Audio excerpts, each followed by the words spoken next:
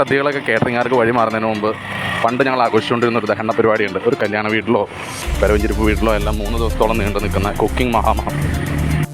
15-20 വർഷം മുമ്പാണ് അങ്ങനെയുള്ള കുക്കിങ്ങെല്ലാം നമ്മുടെ നാട്ടിലെ ഗ്രാമപ്രദേശങ്ങളിലെ വീടുകളിൽ നടന്നുകൊണ്ടിരുന്നത്. ഇപ്പോൾ ഞങ്ങളൊരു കൂട്ടുകാരൻ ഷെൽജു പോലീസിൻ്റെ പരവഞ്ചിരിപ്പിന് ഒരു ചെറിയ റീക്രിയേഷൻ പോലെ നമുക്ക് സഹായികളുണ്ട്, കേറ്ററിംഗ് നടത്തുന്നവരും അവർ ജോലിക്കാരുമായിട്ടുള്ള സഹായികളുണ്ട്. മുഴുവൻ തേങ്ങ വാർപ്പിലിട്ടിടിച്ചായിരുന്നു പാലെടുത്തുകൊണ്ടിരുന്നത്. ഇപ്പോൾ ഒരു ആഘോഷത്തിൻ്റെ പ്രതീകാത്മകമായിട്ട് പകുതി തേങ്ങ വാർപ്പിലിട്ടിടിക്കുകയും പകുതി തേങ്ങ ഗ്രൈൻഡറിലിട്ട് അരച്ചും പാലെടുത്താണ് നമ്മൾ മാങ്ങക്കറിക്കുള്ള പാല് കണ്ടെത്തുന്നത്.